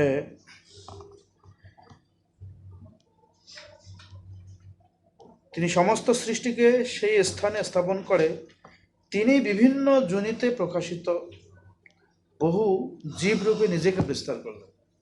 জীব রূপে, তাহলে এই জীব যে শক্তি, জীব প্রতিটা জীব তার এই শক্তি কীরকম উদাহরণ দেওয়া ছিল, যেমন সূর্য এবং সূর্যের রশ্মি। তাহলে সূর্যের যে রশ্মি সেটা সূর্য থেকে আলাদা নয় না? আলাদা কোনটা? হ্যাঁ, আলাদা আবার আলাদা নয়। আমরা রশ্মিটাকে, এটাকে আমরা সূর্য বলতে পারি না। আবার এই রশ্মিটা সূর্যের থেকে আলাদা, সেটাও আমরা বলতে পারি না। ঠিক জীব ব্যাপারটা এরকম, যে প্রতিটা জীব রূপে নিজে প্রকাশিত হলেন। আবার সেই সমস্ত জীবের বৈশিষ্ট্যগুলো স্বতন্ত্র, আবার ভগবানের থেকে স্বতন্ত্রও নয়। জীব ইচ্ছা করলে যে সব কিছু করতে পারবেন তাও না। আবার যা জীব ইচ্ছা করবেন সেটা আবার জীব কি বলে, ভগবান তার ইচ্ছাক্রমে যে জীবকে নিয়ন্ত্রণ করছে তাও না। আবার জীবের একটা স্বতন্ত্র শক্তি আছে। ক্ষুদ্র স্বতন্ত্র মানে প্রভুপাদ উদাহরণ দিয়েছে ঘড়ির মতো। একটা ঘড়ি যেমন ঘোরান, সেটা ক্ষুদ্র স্বতন্ত্র থাকে ওই হাতের মধ্যে। আবার যে ছেড়ে দেয় তা না, সেটা তো পড়ে যাবে। কিছু ক্ষুদ্র স্বতন্ত্র থাকে। ঠিক যেমন একটা গরু কোনো খুঁটিতে বাঁধা থাকে, তো গরুটা কতক্ষণ পর্যন্ত ঘুরতে পারে? তার দৈর্ঘ্যের আয়তন কতটুকু, সে আয়তন মাত্রা অনুসারে ঘুরতে পারে। ঠিক জীবের এরকম আয়তন মাত্রা অনুসারে ক্ষুদ্র স্বতন্ত্র সে সদ্ব্যবহার বা অপব্যবহার করতে পারে, আবার সদ্ব্যবহার করতে পারে। অধিকও না, যা আছে তার অধিকও নয়, এর মধ্যে তাকে করতে হবে। যেমন প্রতিটা জীবনে ভগবানের সেবা করার একটা ক্ষমতা, তার সাধ্যের মধ্যে সে সেবা করে। আবার স্বতন্ত্র মানে এই যে তার কি বলে স্বতন্ত্রতার মিসইউজ করবে, সেটার একটা সাধ্যের মধ্যে, আহামরি কিছু করতে হবে তাও। তো এখানে সেটাও ভগবান এখানে উল্লেখ করছেন যে জীব স্বতন্ত্র, কিন্তু তারই শক্তি, তার থেকে আলাদা নয়। প্রভুপাদ তাৎপর্য বলছেন এখানে একটা বিষয়। কত মাস 6 নম্বরের না, বিভিন্ন অংশ সৃষ্টি স্থিতি সংহার বিষয়ক প্রশ্নসমূহ বিভিন্ন কল্প সম্বন্ধীয় এবং বিভিন্ন শিক্ষার্থীদের সেই সম্বন্ধীয় প্রশ্নগুলিকে বিভিন্ন আচার্য ভিন্ন ভিন্নভাবে উত্তর দিয়েছেন। সৃষ্টি তত্ত্ব এবং তার উপর ভগবানের নিয়ন্ত্রণ সম্বন্ধে কোনো মতবিরোধ নেই। তবুও কল্পভেদে কখনো কখনো স্বল্প পার্থক্য হয়ে থাকে। বিরাট আকাশে ভগবানের ভূতাত্মক শরীর, যাকে বলা হয় বিরাট রূপ, সমগ্র জড় সৃষ্টি সে আকাশে বা ভগবানের হৃদয়ে বিশ্রাম করছে। তাই জড় সৃষ্টিতে প্রকাশিত প্রথম ভৌতি অভিব্যক্তি প্রকাশ থেকে শুরু করে ভূমি পর্যন্ত সব কিছু বলা হয় ব্রহ্ম। সর্বম খলিদম ব্রহ্ম, ভগবান ব্যতীত আর কিছু নেই এবং তিনি এক এবং অদ্বিতীয়। জীবরা হচ্ছে ভগবানের উৎকৃষ্ট শক্তি, কিন্তু জড় প্রকৃতি তার নিকৃষ্ট শক্তি, এবং দুই শক্তি সমন্বয়ে ফলে জড়জগৎ প্রকাশিত হয়েছে, যা ভগবান হৃদয়ে প্রকাশিত হয়েছে। কীরকম আমরা দেখিয়েছিলাম যে মহাতত্ত্ব, মহাতত্ত্বটা কি? মহাতত্ত্বটা কি? এটা 24টা উপাদান দিয়ে তৈরি। 24টা উপাদান সমন্বয় মহাতত্ত্ব, 24 উপাদান সমন্বয় মহাতত্ত্ব। গুড। তো মহাতত্ত্ব কি? একটা কণা মাত্র, মেঘাচ্ছন্ন কণার মতো। মেঘাচ্ছন্ন কণা, ডট, জগতে। তো সেটাকে বলা হচ্ছে মাদার, সেটা হচ্ছে মাদার, এবং সেটা হচ্ছে সৃষ্টির মূল উৎস, জড় সৃষ্টির মূল উৎস, মূল পাঠ। ড্রয়িং করে দেখানো হয়েছিল না মহাতত্ত্ব। এই মহাতত্ত্বর মধ্যে বা জাস্ট দুইটা জগৎ, একটা চিন্ময় জগৎ আর একটা হচ্ছে মহাতত্ত্ব। আর চিন্ময় জগতের বাহ্যিক আবরণটা হচ্ছে ব্রহ্মজ্যোতি। এই দুটো ছাড়া কিছু নেই, তা আমাদের এভাবে বুঝতে হবে। চিন্ময় জগৎ, তার মধ্যে অনেকগুলো বৈকুণ্ঠ আছে, বৈচিত্র্য, কিন্তু তার বাইরে যে বাউন্ডারির বাইরে যে যে চিদাকাশের যে একটা ছায়া কালো, সেটাকে বলা হচ্ছে মহাতত্ত্ব। মহাতত্ত্বটি হচ্ছে আরেকটি হচ্ছে তার আবিধানিক অর্থ, এটা হচ্ছে জীবের বাসনা। জীবের বাসনাটাকে বলা হচ্ছে মহাতত্ত্ব। জীবের বাসনার মধ্যেই 24টা উপাদান, 24টা উপাদান। কারণ জীব ভোগের বাসনা করেছেন, প্রবৃত্তি তার জন্ম নিয়েছে, তাই ভগবান এইরকম একটা স্থানে তাকে নিক্ষেপ করে জীবের বাসনাটি চরিতার্থ করার জন্য। কারণ গোলক বৃন্দাবনে জীবের প্রতিটি বাসনা পূর্ণ হয় অনায়াসে, কিন্তু জীব যখন কৃষ্ণকে বাদ দিয়ে যে বাসনাটা প্রকাশ হয়, সেই বাসনাটা তো ওখানে পূরণ হয় না। তাই সেই জীবকে জড়জগতে মহাতত্ত্বের মধ্যে তাকে নিক্ষেপ করা, বিরাট পুরুষ সেই মহাতত্ত্ব। সেই মহাতত্ত্বে জীব তার বাসনা অনুসারে সেখানে তার যে স্বাধীন স্বতন্ত্র মনোভাব, সেটি তখন চরিতার্থ করতে পারে।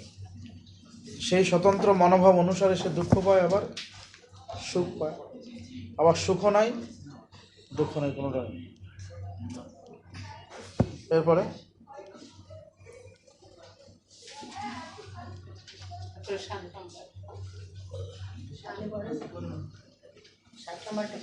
ধন্যবাদ। ব্রাহ্মণ, গাভী এবং দেবতাদের কল্যাণ সাধনের জন্য যে ভগবান বিভিন্ন রূপে অবতরণ করেন, তার অমৃতময় চরিতাবলী আপনি আমাদের কাছে দয়া করে বর্ণনা করুন। তার অপ্রাকৃত কার্যকলাপ নিরন্তর শ্রবণ করা সত্ত্বেও আমাদের মন কখনো অন্যরূপে পরিতৃপ্ত হয় না। গাভী, ব্রাহ্মণ, গাভী দেবতাদের কল্যাণ সাধনের জন্য যে ভগবান বিভিন্ন অবতরণ করেন, সে অমৃতময় চরিতাবলী আপনি আমাদের কাছে দয়া করে বর্ণনা করুন। নেক্সট শ্লোক।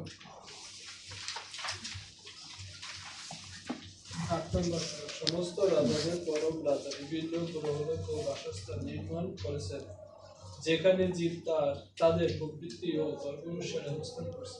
ভগবানের সেই সমস্ত স্থানের রাজা এবং শাসককে সৃষ্টি করছে। নেক্সট। হে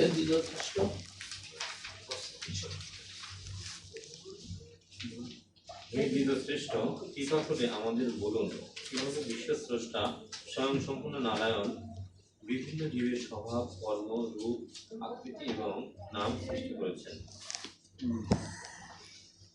কিভাবে করলেন? স্বভাব, কর্ম, রূপ, আকৃতি, নাম। কারণ স্বয়ং সম্পূর্ণ নারায়ণ তার বিভিন্ন জীবের স্বভাব, মানে কর্ম, রূপ, আকৃতি। স্বভাব আলাদা, আবার কর্ম আলাদা, রূপ এবং আকৃতি। নামগুলো কার কি নাম? নাম বলতে বিভিন্ন প্রজাতি, মানুষ, পশু, নাম। স্বভাবটা কি? স্বভাবটা কি বুঝবো?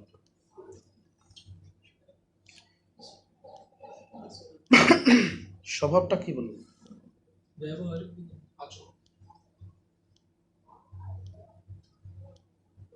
স্বভাবটা কি? আচরণটা স্বভাব? স্বভাব মানে হচ্ছে প্রবৃত্তি, জীবের স্বভাব। প্রবৃত্তি কারো রানিং প্রবৃত্তি থাকতে পারে, আর কারো বহু বহু জন্মের প্রিভিয়াস কোনো প্রবৃত্তি থাকতে পারে। বংশগত বংশ কি? বংশ তো এরকম নয় যে বংশের বংশের মানে বৈশিষ্ট্য সে বহন, কারণ প্রতিটা জীব আর কোন কোন বংশ কোন কুল থেকে আসে তার কোনো ঠিক আছে? কিন্তু আমার তো এমন নয় যে আমি একই বংশ ধরে অনাদিকাল ধরে ওই বংশে আমি ঘুরপাক খাচ্ছি, ব্যাপারটি এমন, এটা এমন তো নয়। আজকে এই কুলে, কালকে আরেক কুলে। এটা কি? হ্যাঁ, এটা কি চিরস্থায়ী? দেখ, কোন একটা পশু কুলে 84 লক্ষ অতি পরিভ্রমণ করছে, এটা এমন নয়। কিন্তু স্বভাবটা কি বলবো? স্বভাবটা পূর্বকৃত কর্মের তার যে বৈশিষ্ট্য, পূর্বকৃত মানে কর্মের ফল, যেমন পূর্ব জীবনে বা পূর্বে কি কি কর্ম আমি করেছি, সেই কর্মের স্বভাব বৈশিষ্ট্যগুলো আমার এই জন্মে আমার মধ্যে বহিঃপ্রকাশ ঘটে। যেমন কেউ অনেক দানশীল, আবার কেউ অনেক কৃপণ। কৃপণ আছে না? অনেক সম্পদ আছে কিন্তু কৃপণ। আবার কেউ অনেক দানশীল, এত না থাকলেও সে দান করতে কোনো দ্বিধাবোধ করে না। তো এটাকে স্বভাব বলা হচ্ছে, পূর্বকৃত। আবার কেউ অল্পতায় কৃষ্ণ ভক্ত হচ্ছে, আবার কেউ মন্দিরের পাশে থেকেও কৃষ্ণ ভক্তি অনুশীলন করতে পারছে না, এরকম হচ্ছে না? কেউ দীর্ঘদিন ধরে ভক্তি অনুশীলন মানে মন্দিরের কাছে যুক্ত থাকলেও ভক্ত হচ্ছে, এটা গেল পূর্বকৃত স্বভাব থেকে বাধা দিচ্ছে। তো এই স্বভাবগুলো হচ্ছে জীবের প্রবৃত্তি, ধীরে ধীরে ধীরে ধীরে মানে এগুলোকে মানে দূর না হলে, জীব গোস্বামী মানে রূপ গোস্বামী পাদ বলছেন, বাসবেগ অনস্যবক জিহ্বা উদর প্রস্তবেগ প্রবৃত্তি। এই প্রবৃত্তি প্রতিটা জীবের মধ্যে এই প্রবৃত্তি তখনই যখন এরকম কোনো উন্নত ভক্ত সঙ্গ লাভ হয়, সে ভক্ত সঙ্গে হরিকথা শুদ্ধ জীবনধারা অনুশীলন করতে পারে, তখন প্রবৃত্তিগুলো ধীরে ধীরে নির্মূল হবে, তবে সেটি সম্ভব, তা নাহলে এটা নয়। সেখানে সেই স্বভাব। কর্ম মানে কি? কর্ম মানে কি? কর্ম মানে আছে ফিলিংস। যেমন সৃষ্টির প্রামতে কর্ম প্রবেশ করেছে, ফিলিংস। জল খেলাম, জল খাওয়ার পরে যে ফিলিংসটা, সেটাকে বলা হচ্ছে জল খাওয়াটা। এটা একটা কর্ম। খেলে কি হবে? এটা ফিলিংস অনুভব হয়, তৃষ্ণা নিবৃত্তি হলো। আগুনে হাত দিলাম, আগুনে হাত দেওয়া একটা কাজ করলাম, ফিলিংসটা কি হবে? তাপ লাগবে ওখান থেকে। তাই এটাকে বলা হচ্ছে কর্ম, ফিলিংসটা। রূপ মানে কি? রূপ মানে কি?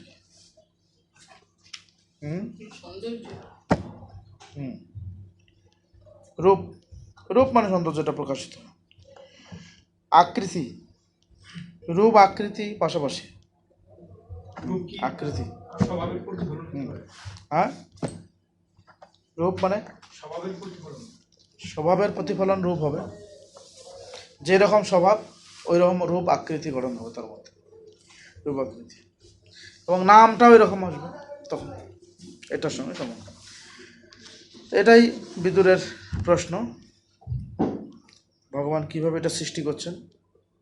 10 নম্বর, প্রভু, আমি দেবদেবের মুখ থেকে মানব সমাজে উচ্চতর এবং নিম্নতর জাতির ধর্ম সম্বন্ধে বারবার শ্রবণ করেছি এবং এই সমস্ত অকিঞ্চতকর বিষয় শ্রবণ করে তৃপ্ত হয়েছি, কিন্তু কৃষ্ণ কথা আমি তো পান করে তৃপ্ত হইনি। তৃপ্ত হয়নি, তৃপ্ত হতে চান আর কি। পরের শ্লোক, তাৎপর্যের শেষে গেলে প্যারাটা পড়ুন একজন দেখি। এই জগতে দুটি অত্যন্ত গুরুত্বপূর্ণ কৃষ্ণ কথা বর্তমান, সেইগুলি হচ্ছে ভগবদ গীতা এবং শ্রীমৎ ভাগবত। ভগবদ গীতা কৃষ্ণ কথা, কেননা তা শ্রীকৃষ্ণের বাণী, আর শ্রীমৎ ভাগবত কৃষ্ণ কথা, কেননা তা শ্রীকৃষ্ণ বিষয়ক বর্ণনা। শ্রী চৈতন্য মহাপ্রভু তার সমস্ত অনুগামীদের উপদেশ দিয়েছেন সারা পৃথিবী জুড়ে জাতি ধর্ম নির্বিশেষে সকলের কাছে কৃষ্ণ কথা প্রচার করতে, কেননা কৃষ্ণ কথার অপ্রাকৃত প্রভাব সকল জড়জগতের পুরুষ থেকে মুক্ত করতে পারে। মুক্ত করতে পারেন। নেক্সট, যা চরণ কমল সংস্কৃত স্থানের সংস্কৃতি এবং যিনি মহান ঋষিগণ ও ভক্তগণ কর্তৃক পূজিত, সেই পরমেশ্বর ভগবানের মহিমা পর্যাপ্ত রূপে শ্রবণ না করে কে তৃপ্ত হতে পারে? এই সমস্ত বিষয়ে কেবল অন্য রন্ধন দিয়ে প্রবেশ করার মাধ্যমে যে কেউ ভববন্ধন ও পারিবারিক আসক্তি থেকে আসক্তি ছেদন করতে পারে। কত নম্বর? 11 হলো না, 11 নম্বর, 12 নম্বর। হরে কৃষ্ণ। শ্লোক নম্বর 12।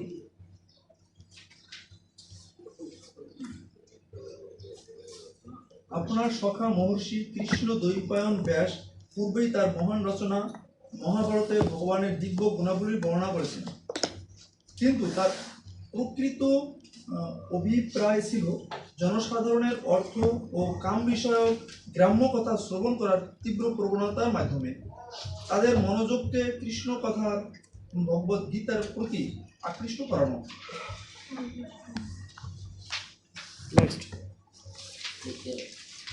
যিনি নিরন্তর কৃষ্ণ কথা শ্রবণ করতে উৎসুক, তিনি ক্রমশ অন্য সমস্ত বিষয়ের প্রতি বিরক্ত হয়ে পড়ে। যে ভক্ত নিরন্তর শ্রীকৃষ্ণের শ্রী পাদপদ্ম স্মরণ করার ফলে দিব্য আনন্দ আস্বাদন করেছেন, তার সব রকম দুঃখ কষ্ট অচিরেই পরাভূত হয়। উনি প্রশ্ন করেছিলেন যে এক জায়গায়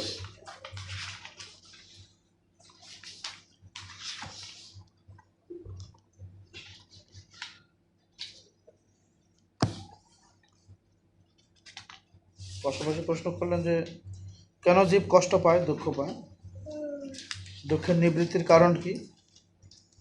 2 নম্বর শ্লোকে, পক্ষান্তরে তাদের অধিকতর দুঃখ লাভ হয়,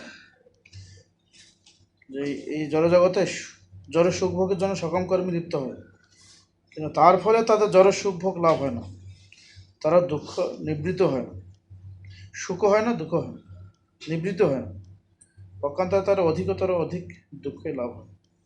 তা আপনি দয়া করে বলুন প্রকৃত সুখ লাভের উপায়টা। এখানে সে কথা উল্লেখভাবে বলছে যে কত নম্বর বললাম, 13 নম্বর, যিনি নিরন্তর কৃষ্ণ কথা শ্রবণ করে উঠতে উৎসুক, তিনি ক্রমশ অন্য সমস্ত বিষয়ের প্রতি বিরক্ত হয়ে পড়েন। সমস্ত যে ভক্ত নিরন্তর কৃষ্ণের পাদপদ্মে স্মরণ করার ফলে দিব্যানন্দ আস্বাদন করেছেন, তার সব দুঃখ কষ্ট অশ্রে পরাভূত হতে পারে। 2টা জিনিসই বললেন বিদুর। তার দুঃখের কারণ কি, দুঃখ থেকে নিবৃত্ত হওয়ার উপায়টা কি, যে জন্য তিনি মৈত্রী ঋষির কাছে এসেছেন, যে কথা শুনতে চান, হরিকথা। তো তিনি সমাধান দিচ্ছেন এখানে যে জগতে যদি কোনো জীব দুঃখের নিবৃত্তি ঘটাতে পারে, মানে করতে চায়, তো এটা একমাত্র সম্ভব ভগবানের শ্রীপাদপদ্মে আশ্রয় গ্রহণ করে তার মহিমা শ্রবণ করা। তবে সব রকম দুঃখ তখন পরাভূত হবে। 14 নম্বর শ্লোক। হে মহর্ষি, যে সমস্ত মানুষ তাদের পাপকর্মের ফলে হরিকথার বিমুখ এবং তার ফলে মহাভারতের তাৎপর্য ভগবদ্গীতা সম্বন্ধে অজ্ঞ, তারা শোচনীয়দেরও শোচনীয়। তাদের জন্য আমিও শোক করি, কেননা আমি দেখেছি কিভাবে তারা দার্শনিক বা বিতন্দায় জীবনের লক্ষ্য সম্বন্ধে নানা রকম মতবাদ সৃষ্টি করে এবং বিভিন্ন প্রকার অর্থহীন আচার অনুষ্ঠানের অনুশীলন করে শাশ্বত কালের প্রভাবে তাদের আয়ু ক্ষয় করছে।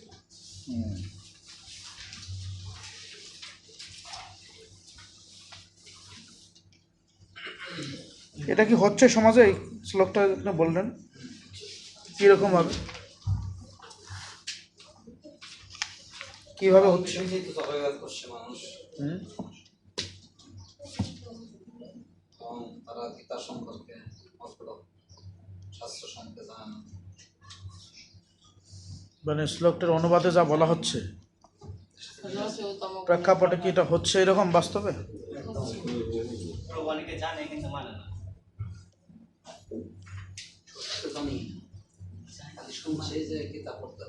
বিভিন্ন প্রকার অর্থহীন আচার অনুষ্ঠানের অনুশীলন করে শাশ্বতকালের প্রভাবে মানুষের আয়ু ক্ষয় করছে। নানা প্রকার শাস্ত্র বহির্ভূত আচার আচরণ করছেন, এতে করে তাদের সময়ের অপচয় হচ্ছে মাত্র। বিদুরের উক্তি এটা। তা একটা সঠিক সিদ্ধান্ত প্রতিষ্ঠা হওয়া দরকার জগতে, যার ফলে মানুষ সঠিক সিদ্ধান্ত গ্রহণ করে তার সময়ের জীবনের দুটাই সদ্ব্যবহার হবে। এটা বিদুরের মনোভাব। এই পর্যন্ত আরো শ্লোক আছে, শ্লোক আছে বিদুরের মনোভাব পোষণ করছে। পরে পড়তে থাকুন। আত্মবন্ধু মৈত্রেয় ব্রাহ্মণ যেভাবে ফুল থেকে মধু আহরণ করে, তেমনি আপনি সমস্ত কথা সারা পবিত্র শ্রীহরির কথাই সারা জগতে মঙ্গলের জন্য আমাদের কাছে কীর্তন করুন। আমাদের কাছে কীর্তন করুন। নেক্সট অনুবাদ। এই বিশ্বের উৎপত্তি পালনের জন্য সর্বশক্তি সম্পন্ন হয়ে যিনি অবতরণ করেন, সেই পরম নিয়ন্তা পরম পুরুষ ভগবানের অতি মানবীয় দিব্য লীলা বিলাস আপনি দয়া করে বলেন। 17। শ্রী সুখদেব গোস্বামী বললেন, এইভাবে বিদুর কর্তৃক জিজ্ঞাসিত হয়ে মহর্ষি মৈত্রেয় বিদুরকে বহু প্রশংসা করে সমস্ত মানুষের পরম মঙ্গলের জন্য বলতে শুরু করলেন। সুখদেব গোস্বামী বললেন, সুখদেব গোস্বামী বর্ণনা করছেন তখন কি হয়েছিল বিদুর এবং মৈত্রের সঙ্গে। সেটি শুধু সুখদেব গোস্বামী পরীক্ষিত মহারাজকে বলছেন। এই উপগানটা কে বলছেন? সুখদেব গোস্বামী কাকে শোনাচ্ছিলেন? পরীক্ষিত মহারাজকে শোনাচ্ছিলেন বিদুর এবং মৈত্রের সঙ্গে কি আলোচনা হয়েছিল। নেক্সট মৈত্রী উবাচ। শ্রী মৈত্রেয় বললেন, হে বিদুর, আপনার জয় হোক। আপনি আমার কাছে যে প্রশ্ন করেছেন তার নিখিল মঙ্গলের চরম প্রকাশ, এবং এইভাবে আপনি সমগ্র জগৎ ও আমার প্রতি আপনার কৃপা প্রদর্শন করেছেন, কেননা আপনার মন সর্বদাই ভগবানের অপ্রাকৃত চিন্তায় মগ্ন।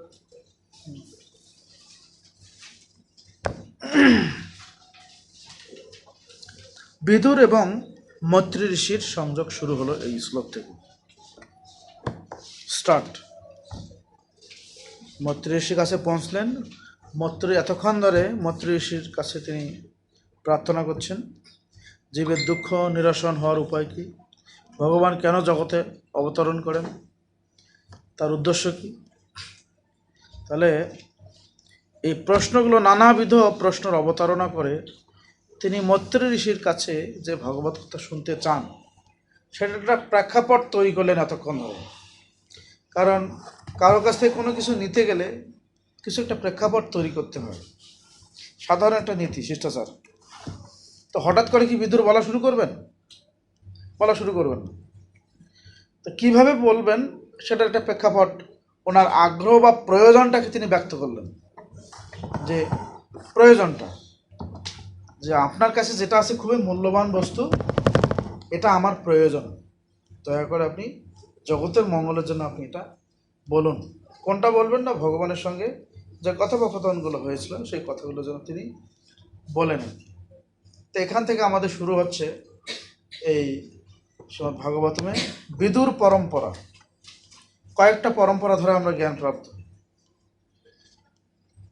এটা হচ্ছে এই ব্যাস থেকে শুরু করে একটা পরম্পরা, ব্যাসদেব সেই ব্রহ্মা থেকে নারদ, নারদ থেকে ব্যাসদেব আদি হয়ে, হ্যাঁ। আর একটা আছে সরাসরি বিদুর পরম্পরা, যেটা এখন শুরু হচ্ছে। বিদুর মৈত্রী ঋষির কাছে শ্রবণ করেছেন। মৈত্রী ঋষি কার কাছে শ্রবণ করেছেন? হ্যাঁ, ভগবান থেকে। হ্যাঁ, ভগবান থেকে। আবার এই মৈত্রী ঋষি আর কার কাছ থেকে শ্রবণ করেছেন? দেবগুরু বৃহস্পতি, বৃহস্পতি তার থেকে, নারায়ণ থেকে। এইভাবে ভাগবত কথা শ্রবণ করে। এটা আর একটা পরম্পরা, বিদুর পরম্পরা।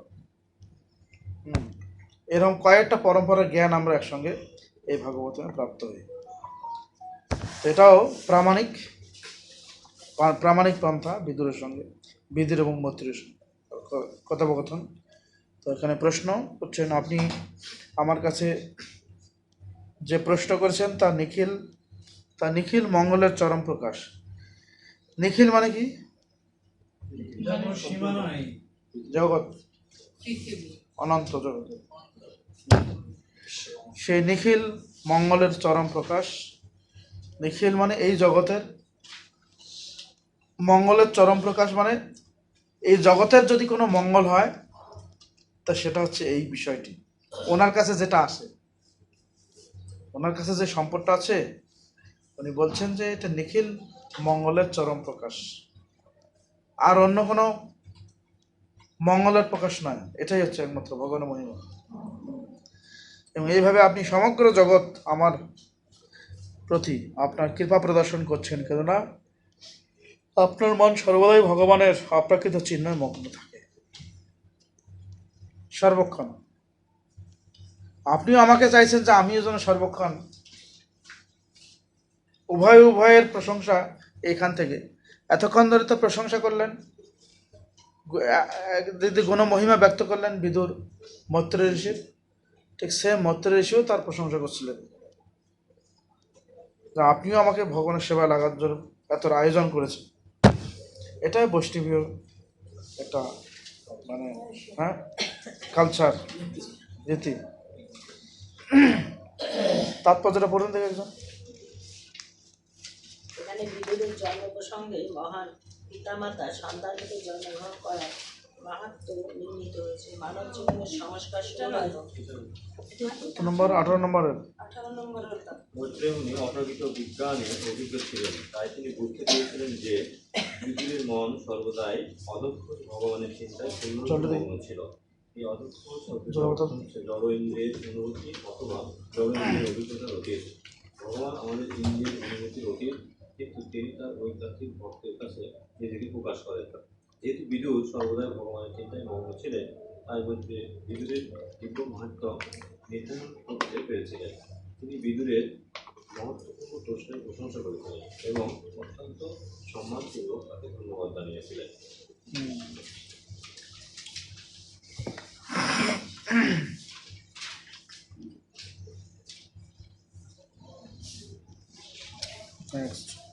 নেক্সট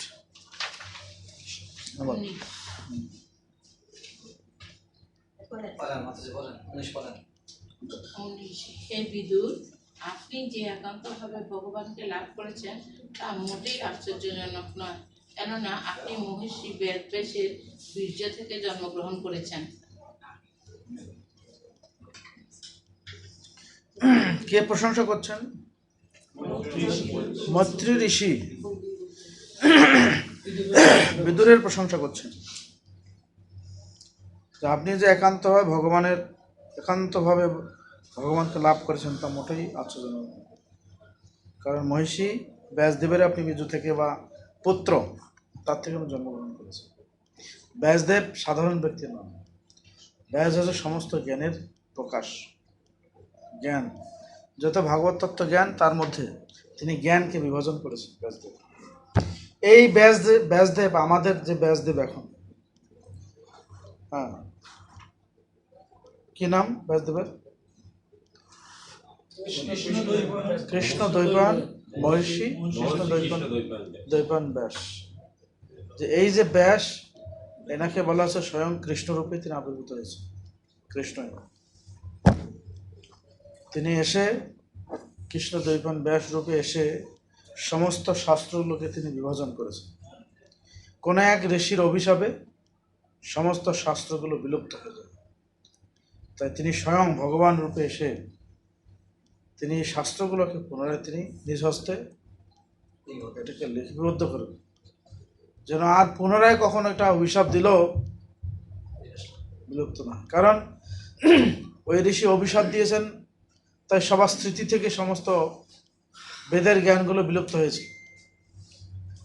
কিন্তু এমন নয় পরবর্তীতে কেউ অভিশাপ দিবে, হ্যাঁ, আবার জ্ঞান বিলুপ্ত হয়ে যাবে, তাই তিনি এটাকে লিপিবদ্ধ করেছেন কলমে,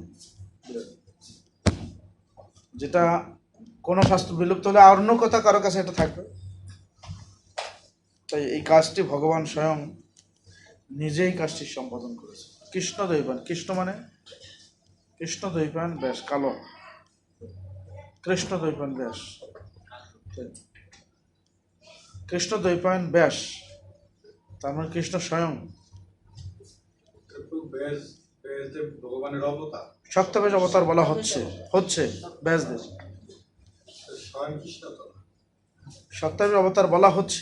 কিন্তু এই যে আমাদের যে ব্যাসদেব, আমরা যে ব্যাসদেব যাকে বলি, যদি সপ্তাবেশ বলা হচ্ছে, সপ্তাবেশ যেমন চৈতন্য মহাপ্রভুকে বলা হচ্ছে ভক্তাবেশ এসেছে, কিন্তু চৈতন্য মহাপ্রভু স্বয়ং ভগবান, তাই কিন্তু বলা হয়নি।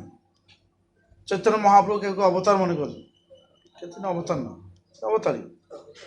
ঠিক এই ব্যাসদেবের একটা নীতি আছে, ব্যাস মানে শক্তাবেশ, শক্তির আবেশ যার মধ্যে ঘটে, তিনি শাস্ত্রকে, যেমন শিলা প্রভুপাদ শক্তির আবেশ ঘটেছে বিধায় সারা বিশ্ব কৃষ্ণ আহ্বানের মধ্যে প্রকাশ করেছে।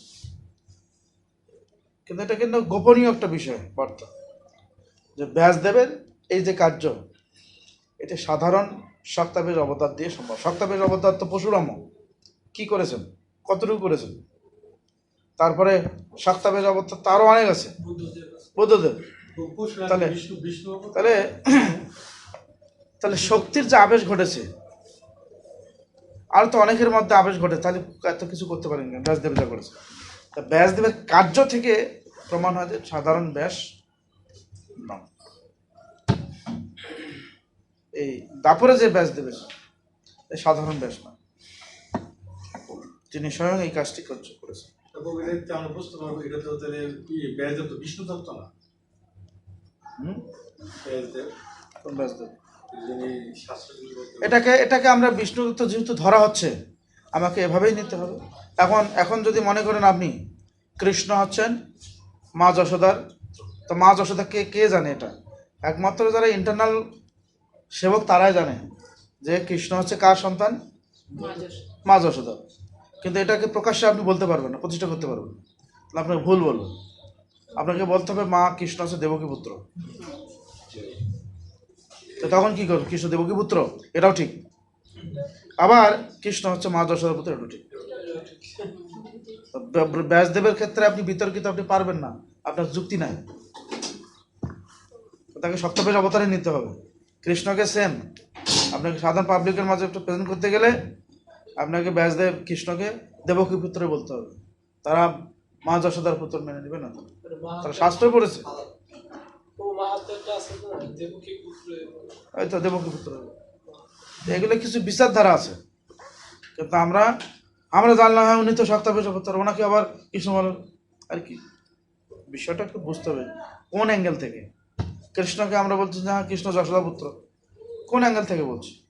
আসলে তো এটাই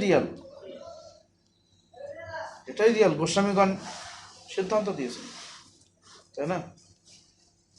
কোন ব্যাচের ছাত্র আপনার? কোন ব্যাচের ছাত্র? কি নতুন? বসেন, বুঝছি। সেই ব্যাসদেব আমরা সৌভাগ্যবান কিন্তু দুইভাবে, মানে কয়েকভাবে। যে শাস্ত্রগুলো স্বয়ং সম্পূর্ণ করে ভগবান এক। আবার এই কলিযুগের চৈতন্য মহাপুরুষ স্বয়ং এসেছে।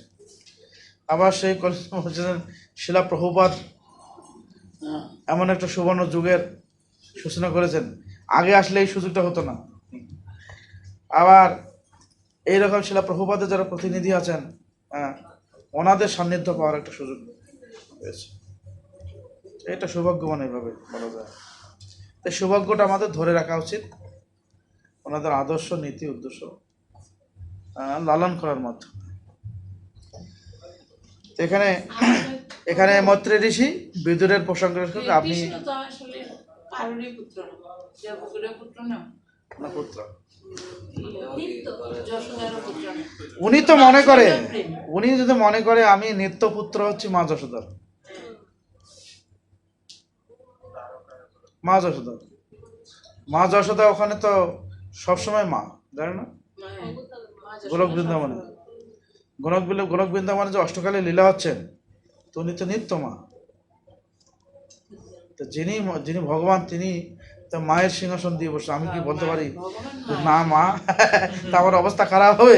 ওখানে কোনো অবতারের পাওয়ার খাটে না মা যশোদার কাছে, না বলরাম না আর কেউ।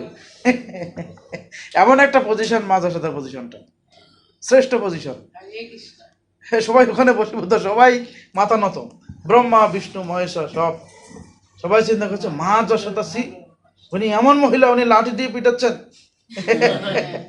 উনি চিনতে পারলেন না। আরে কৃষ্ণ ওইটা চাচ্ছে, কৃষ্ণের যে ওইটা চাওয়া, ওইটা আর কারো জ্ঞান নাই। কারণ মা যশোদ চিনলে তার এটা হইতো না, রসদন হতো না। ভগবান চান মা আমাকে এভাবেই জানান। আর যোগমায়ের এই পরিস্থিতি, এইভাবে পরিস্থিতি সৃষ্টি করেছে। যদি চিনতো তাহলে তো আগরবাতি ঘুরতো, তাহলে বাৎসল্য ভাব আর থাকতো না। কারণ মা দেবকীর সঙ্গে যে ভাবটা আর মা যশোদার সঙ্গে ভাব অনেক ব্যবধান। জগতের শ্রেষ্ঠ ভাব হচ্ছে মা যশোদার কৃষ্ণ, শ্রেষ্ঠ। আর মা দেবকী যাই হোক, কিন্তু এর মধ্যে বসে পড়ুন, এর মধ্যে যেহেতু ঐশ্বর্য মিশ্রণ আছে, তাই ঐশ্বর্য মিশ্রণ ভাবটা এটি মানে আস্বাদনীয় নয়। যেমন মা দেবকী জানেন যে আমার পুত্র সেই কারাগারে জন্ম নিয়েছিল চতুর্ভুজ বিষ্ণু, কৃষ্ণ সাধারণ নয়। এই যে ভাব, আর মা যশোদা হচ্ছেন ও কে, বলরাম বলছে কিসের অবতার? ওই অবতার হোক যোগ আমার ছেলে, আমার ছেলে, আমি তার মা। এটা অনেক ব্যবধান রেখেছে। এখানে মৈত্রী ঋষি বলছেন তুমি ব্যাসের ঔরজাত সন্তান। প্রসাদ নিয়ে আসুন। আমরা 19 পর্যন্ত রাখছি। হরে কৃষ্ণ কৃষ্ণ কৃষ্ণ হরে হরে, হরে রাম রাম রাম কৃষ্ণ। প্রসাদ নিয়ে আসুন। তো একটা প্রশ্ন ছিল, সেটা হলো যে আপনি বললেন যে মুনির অভিশাপে যে বেদের জ্ঞান বিলুপ্ত হয়েছিল, মণিটার নাম যেন কি? তো এই মণি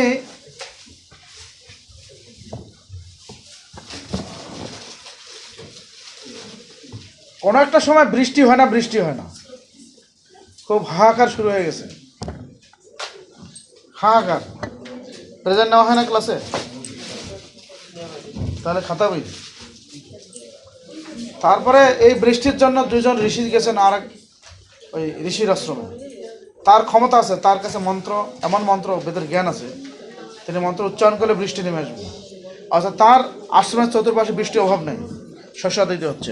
তাদের ইচ্ছা ছিল সারা জগতের জন্য কল্যাণ বর্ষিত হয়। কিছুদিন একদম বৃষ্টির যেমন বিভিন্ন ধর্মীয় উপাসনালয়, মুসলিমরাও যেমন উপাসনালয় বৃষ্টির জন্য কত নামাজ রোজা শুরু করলো না, কালীমাঠে। তো ওনারা ওই ঋষির কাছে গিয়ে সমস্ত শাস্ত্রের জ্ঞান গ্রহণ করেন এবং ভাগবত জ্ঞান, যত বৈদিক বেদের জ্ঞান তিনি প্রাপ্ত হন। প্রাপ্ত হয়ে তারা তাদের স্বস্থানে ফিরে এসে তো জমি উর্বর করবে না, তো ঋষি আর ছাড়েন না, বলছে আর একটা মাস থাকো। থাকেন, পরে মাসে গেলে আমার চলে যায়, বলছে না আর একটা মাস থাকো, এইরকম যখনই যান তখন মাস বাড়তেই থাকে। তো চিন্তা করেন কী ব্যাপার, উনি তো আমাদের সারবেন না মনে হয়, সর্বনাশ কী করা যায়। তো ঋষি প্রতিদিন প্রভাতে 3:30টায় উঠে সে পাশে নদী আছে, কি পবিত্র নদী গঙ্গা, সেখানে স্নান করে আবার তপস্যা করে। তারা কি করছেন, ওখান থেকে মানে সুটকারা পাওয়ার জন্য তারা একটা পলিসি করেছেন, খিচুড়ি কই তাদের ওয়ান প্লেট রেডি করেন, তারপরে নেবেন, বেরিয়ে যাবেন, রেডি করবেন। তারপরে তারা গাভীর একটা মূর্তি সাজিয়েছেন, বাচ্চা বাচ্চা বাচ্চা গাভী, বৎস। তো ওই দিন অন্ধকারে হেঁটে যাচ্ছিলেন, তো তার পায়ের আঘাতে ওইরকম একটা মূর্তি সাজিয়ে রেখেছে রাস্তায়, পায়ের আঘাতে ওটা পড়ে গেছে। এদিকে তারা ওই সে নদীর ধারে গিয়ে বলা বলি করছেন, যা আপনি কেমন সত্যবর্ষী, আপনার পায়ের আঘাতে একটা গাভী হত্যা হলো, এই সেই, আমরা আপনার কাছে থাকবো না। তো এইভাবে কথা বলে তারা চলে যান। ঋষি এখন চিন্তা করছে, আরে আমার এতদিন কিছু হলো না, এটা আমার পায়ের আঘাতে একটা গাভী মারা গেল, পায়ের আঘাতে গাভী মারা গেল, হলো না। পরে বসে চিন্তা করে দেখেন, ধ্যান করে, যে এই সমস্ত কাঠ সাজিগুলো ছিল ওনাদের দুইজনের। তখন সেই ঋষি খুব রুষ্ট হয়ে, তোমাদের এতদিন যা বেদের জ্ঞান দিয়েছি, ভগবত জ্ঞান, সমস্ত জ্ঞান বিলুপ্ত হয়ে যাচ্ছে।